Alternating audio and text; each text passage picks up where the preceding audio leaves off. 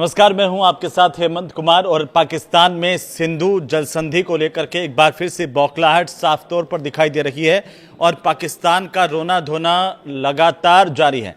अब पाकिस्तान की जो पीपल्स पार्टी है पीपीपी, उसके चेयरमैन बिलावल भुट्टो जरदारी ने सिंधु जल संधि को सस्पेंड करने को लेकर के भारत को एक नई धमकी दी है।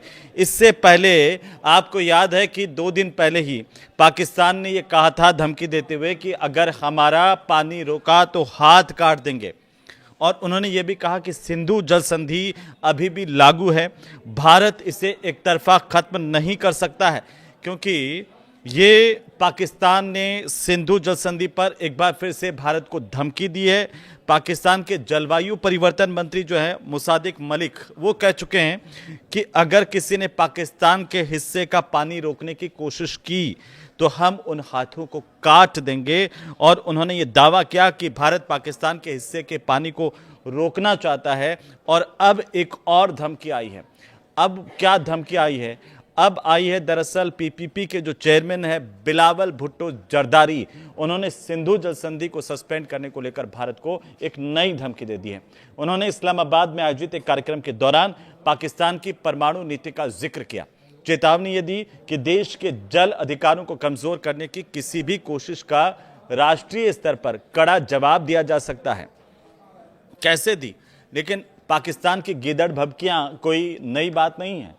बार बार समय समय पर पाकिस्तान में जब भी बौखलाहट होती है, वो इसी तरह की भाषा पर उतारू हो जाता है, इसी तरह की धमकियों पर उतारू हो जाता है।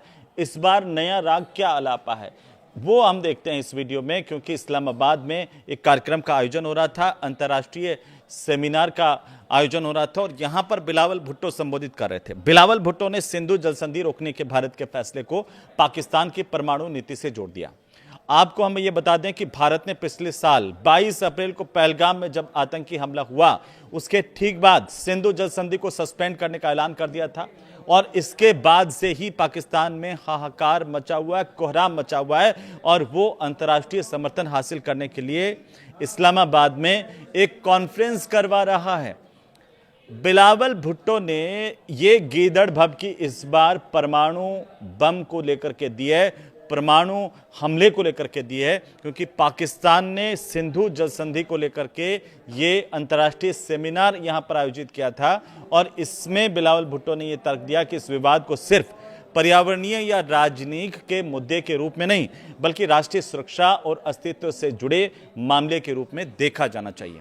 पीपीपी के अध्यक्ष ने यह कहा कि पाकिस्तान का परमाणु सिद्धांत कुछ चरम स्थितियों के लिए है, जिसमें उसकी अर्थव्यवस्था और जलमार्गों के खतरे शामिल हैं, जिन्हें राष्ट्रीय अस्तित्व के मामलों के रूप में देखा जाता है। उन्होंने कहा कि पाकिस्तान की परमाणु नीति के मुख्य पहलुओं में से एक यह है कि देश की अर्थव्यवस्था का गला घोंटने या उसके जलमार्गों को बाधित करने की कोशिशें उन दुर्लभ स्थितियों में आती है जिनके बारे में पाकिस्तान ने कहा कि इनसे परमाणु जवाबी कार्रवाई हो सकती है।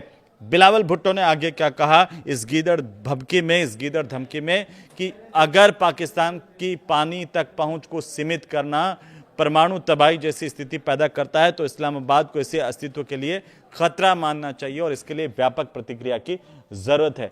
अब आप इस बयान से समझ सकते हैं कि पाकिस्तान में कितनी बौखलाहट है।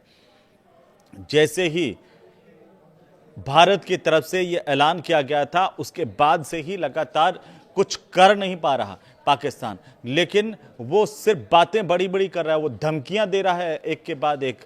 हालांकि भारत जानता है और पूरी दुनिया जानती है कि पाकिस्तान की इस गीदड़ भभकी का किसी पर कोई असर होने वाला नहीं है, क्योंकि जो पाकिस्तान का चेहरा पूरी दुनिया ने देखा, वो आतंक का चेहरा है, वो दोगलापंथी का चेहरा है। वो चेहरा एक बार फिर से पूरी दुनिया के सामने है कि कैसे आतंक परस्त मुल्क पाकिस्तान किस तरह की भाषा का इस्तेमाल कर रहा है। पाकिस्तान की परमाणु नीति क्या है, जरा इसे समझिए। और उन्होंने ये कहा कि अगर पाकिस्तान के जल स्रोतों का बंद होना परमाणु तबाही यानी कि न्यूक्लियर आर्मागेडन जैसी स्थिति पैदा करता है, तो पाकिस्तान को इसे सिर्फ पर्यावरण के तौर पर, मुद्दे के तौर पर नहीं देखना चाहिए, बल्कि इसे पाकिस्तान के अस्तित्व पर हमले के रूप में देखना चाहिए। तो देखो ना, मना किसने किया? हम भी तो यही चाहते हैं कि आप पाकिस्तान के अस्तित्व के तौर पर इसे देखना सीखें। कम से कम आप अपना ये काला चेहरा जिसमें आतंकवाद छिपा है उसको पहचान पाएं। अगर किसी दिन आपने वाकई पाकिस्तान आईने में खुद को देख लिया तो आपको इतनी ज़्यादा शर्मिंदगी होगी कि आपको उसी सिंधु के चुल्लू भर पानी में डूब मर जाना चाहिए।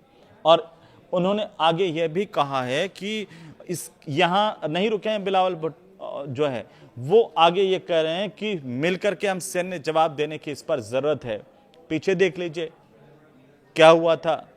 जब आप इस तरह की बातें करते हैं तो आप क्या संदेश देते हैं, सबसे बड़ी बात यह है।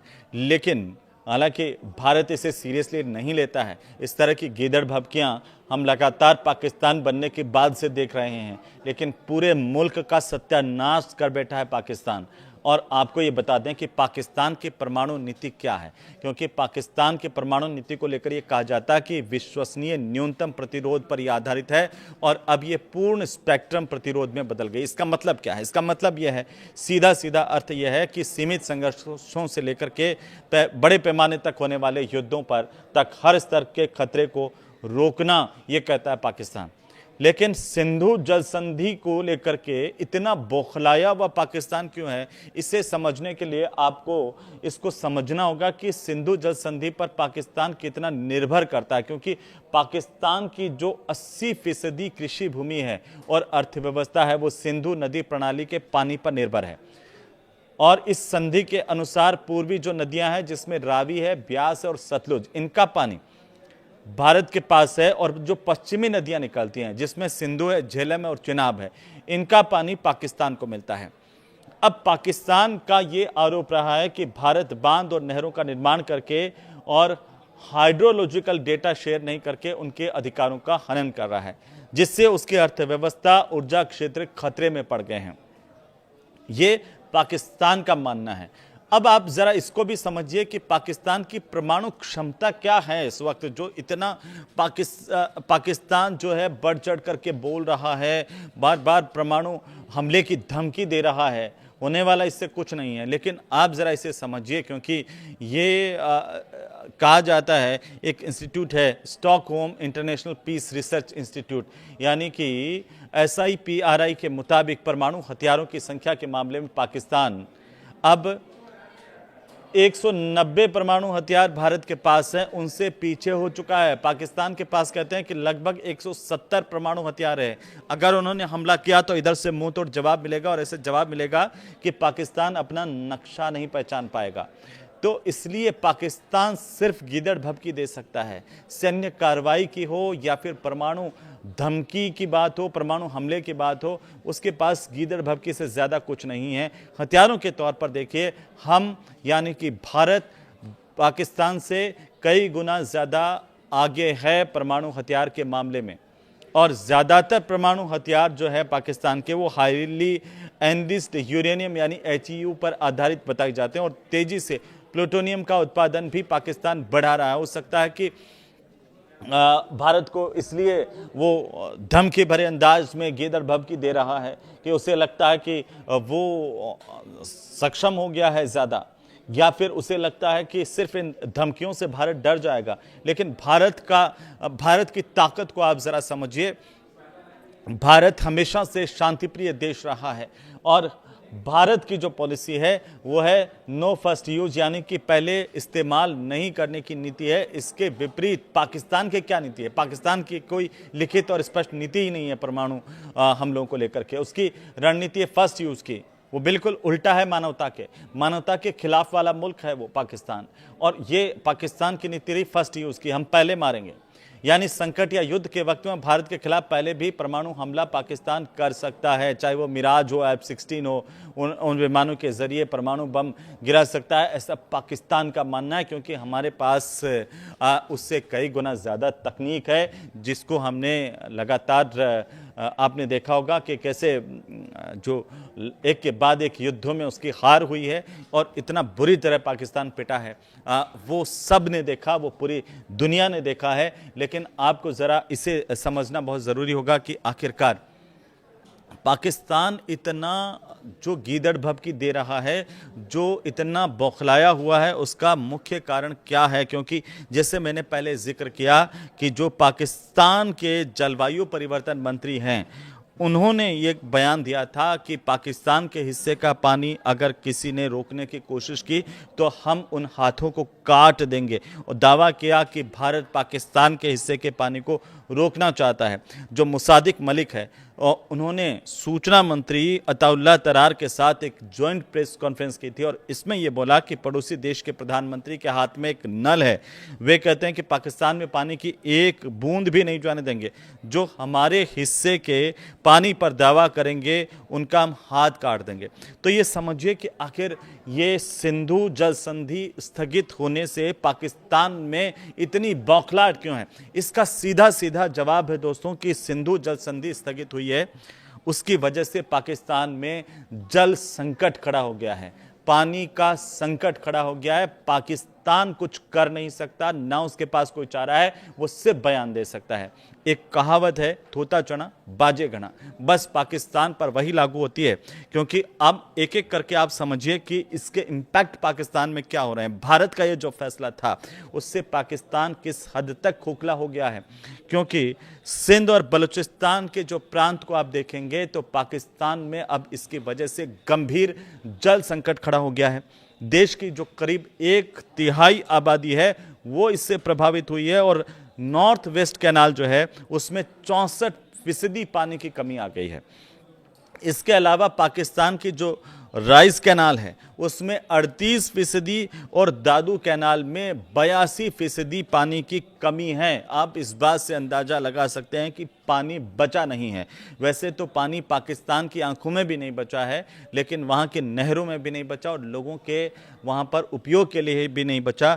ये असर भारत के फैसले का है, क्योंकि इसके अलावा आप देखिए जो पाकिस्तान का सुकूर बैराज है वहाँ का जलस्तर लगातार घट रहा है और यही टेंशन की वजह है।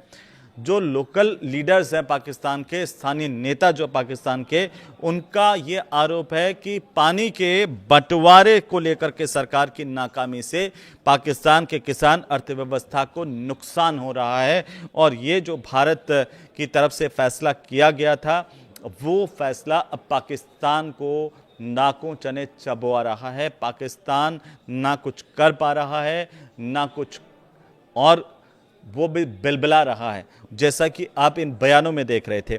क्योंकि 21 जून को पाकिस्तान के जो रक्षा मंत्री हैं उन्होंने भी एक बयान दिया था। उन्होंने ये कहा था कि हम भारत के खिलाफ जंग छेड़ सकते हैं, लेकिन ऑपरेशन सिंदूर के वक्त क्या हुआ था, मुंह छिपाए भाग रहे थे। अब आप जरा इस बात को समझिए कि भारत और पाकिस्तान के बीच में बार बार इस बात का जिक्र आता है, सिंधु जल समझौता ये है क्या, इसकी नींव कैसे पड़ी थी और अब इसके इम्पैक्ट क्या हो रहे हैं। जब भारत कह रहा है कि ये सिंधु जल समझौता हमने सस्पेंड कर दिया है। तो सिंधु प्रणाली में कुल 6 नदियां हैं जिनके नाम हैं सिंधु, झेलम, चिनाब, रावी, ब्यास और सतलुज नदी। ये आप समझिए, इनके किनारे का इलाका करीब करीब 11.2 लाख वर्ग किलोमीटर में ये फैला हुआ है इलाका। इसमें 47% जो ज़मीन है वो पाकिस्तान में आती है और 39% के करीब ज़मीन भारत में, 8% की ज़मीन जो है वो चीन और 6% अफगानिस्तान में भी इस पूरे किनारे की आती है। और इन सब देशों के करीब 30 करोड़ लोग इस इलाके में रहते हैं। 1947 में जब भारत और पाकिस्तान के बंटवारे से पहले पंजाब और पाकिस्तान के सिंध प्रांत में के बीच में नदियों के पानी को लेकर के ये बंटवारा हुआ था और झगड़ा यहीं से शुरू हुआ, क्योंकि 1947 में भारत और पाकिस्तान के जो इंजीनियर्स थे उनके बीच में स्टैंड स्टिल समझौता हुआ और इसके तहत जो 2 मुख्य नहरें हैं उनसे पाकिस्तान को पानी मिलता रहा है।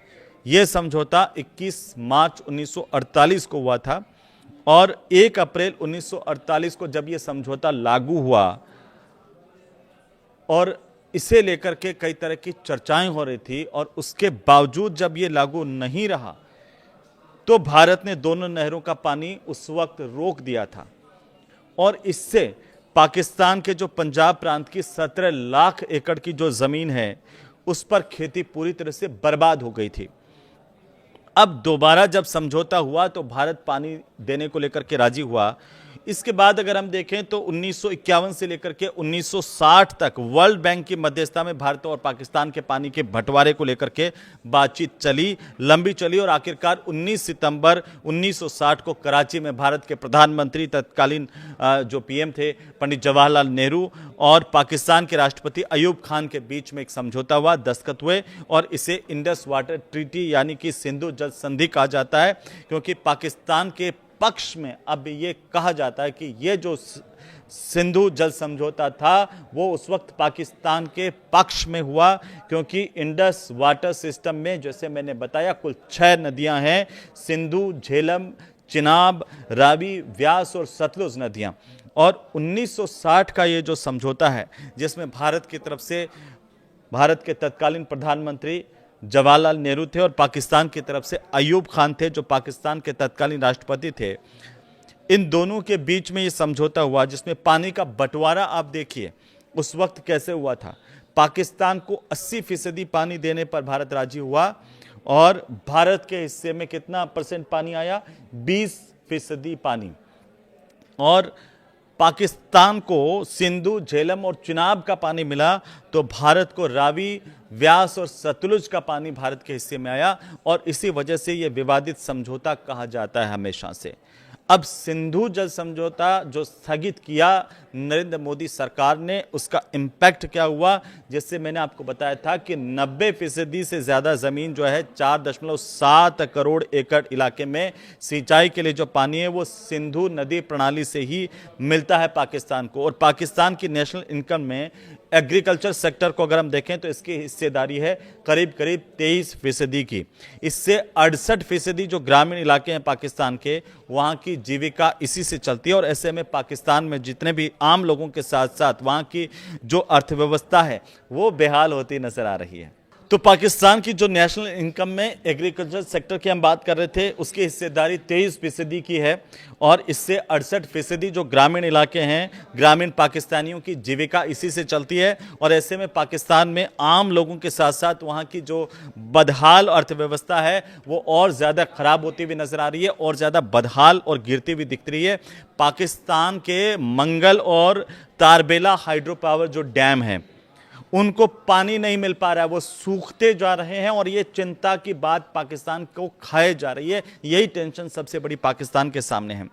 और इससे क्या हो रहा है दोस्तों, इससे पाकिस्तान का जो बिजली उत्पादन है वो सीधा 30% से 50% तक गिर चुका है। इसके अलावा वहाँ का औद्योगिक उत्पादन इससे प्रभावित हुआ है, इससे रोजगार पर असर पड़ा है और पाकिस्तान इसी वजह से बौखला रहा है, इसी वजह से टेंशन में आ गया है और बार बार धमकी दे रहा है। लेकिन भारत पर इस तरह की गीदड़ भभकियों का कोई असर पड़ने वाला नहीं है, क्योंकि नरेंद्र मोदी की सरकार ने पाकिस्तान को उसी दिन कह दिया था कि अगर तुम नहीं सुधरे तो हम वो करेंगे जिसकी तुम कल्पना भी नहीं कर पाओगे। आपको ये वीडियो कैसा लगा हमें ज़रूर बताइए और हर घर तक ये वीडियो पहुंचे जिससे पता चले कि पाकिस्तान की स्थिति कैसी है। खिसियानी बिल्ली खंबा नोचे और थोता चढ़ा बाजे घड़ा, बस सिर्फ बकवास करते रहना। इसके अलावा आतंकवाद के सहारे पनपने वाली अर्थव्यवस्था वाला जो देश है वो अब परमाणु बम की धमकी दे रहा है। इसे आप कैसे देख रहे हैं ये कमेंट करके ज़रूर बताइए। नमस्कार।